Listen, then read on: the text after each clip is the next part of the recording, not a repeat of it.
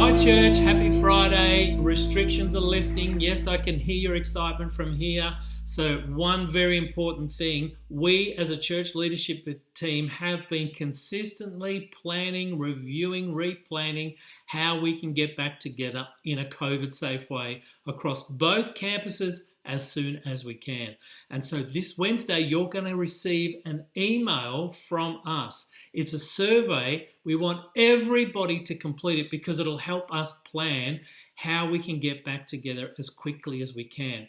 So please participate in that survey email this Wednesday when you get it. And we want you to know that we are doing everything we can to make sure we'll be back together soon and as safely as possible.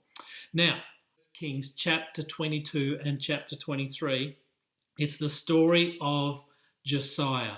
He was only 8 years old when he became king. 8 years old, that's unbelievable. But what sets him apart from other kings before him, his father, his grandfather, and a whole range of other kings, is he actually was passionate about doing what God wanted him to do, and he led everybody to follow him.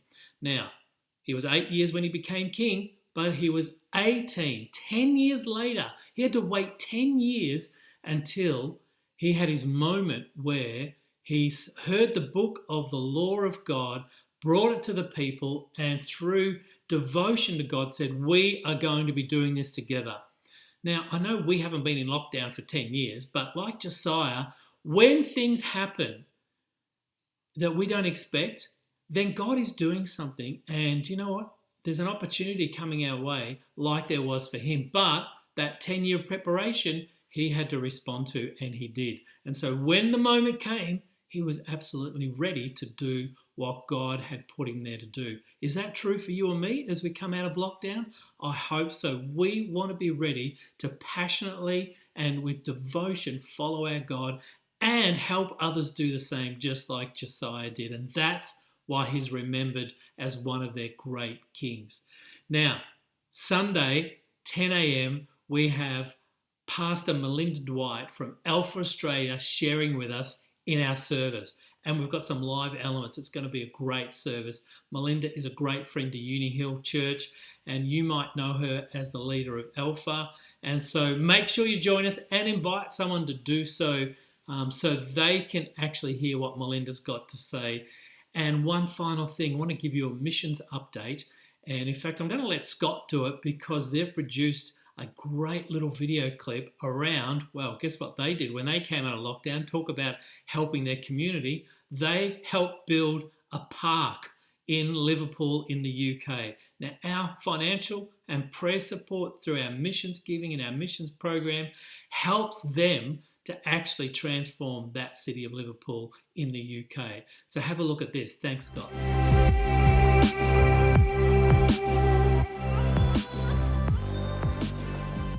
Well, we've been in Liverpool now, going into our 4th year, so 3 years. And I love this city. We love living in this city. We love the people in this city. We love what God's creating in the rope walks in this space.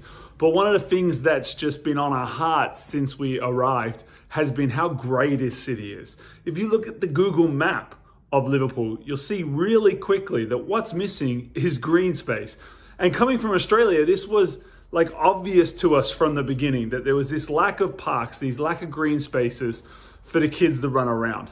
And so as we look at how the kingdom could come to this neighborhood, we want to see community birthed, we know that green spaces and parks are essential to that because it provides a space for people to come together. You see, what happened is there was this green space, this abandoned green space in the neighborhood.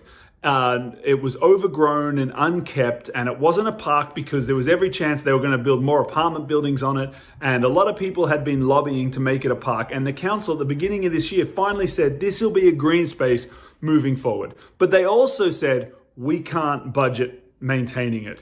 So this eccentric artist who runs the pub on the corner of the park decided to ask the council if he could take responsibility for the park. And he drew up these plans for this beautiful, elaborate park that can be built. But you need funding for that. But to get funding for a park, you have to prove that this space is already utilized by the neighborhood. So at the beginning of lockdown, this artist got the local building sites to donate some pallets, and he went down on his own with tools, no real great ability, just a lot of passion, a lot of ideas, and started banging away at pallet furniture. And because of lockdown, because people were furloughed, before you knew, others got caught up in this beautiful idea. Let's make a temporary green space to prove that it's a used green space. So one day we can get the funding to have a great park. And we got caught up in it. And this is what's happened over the last 3 months.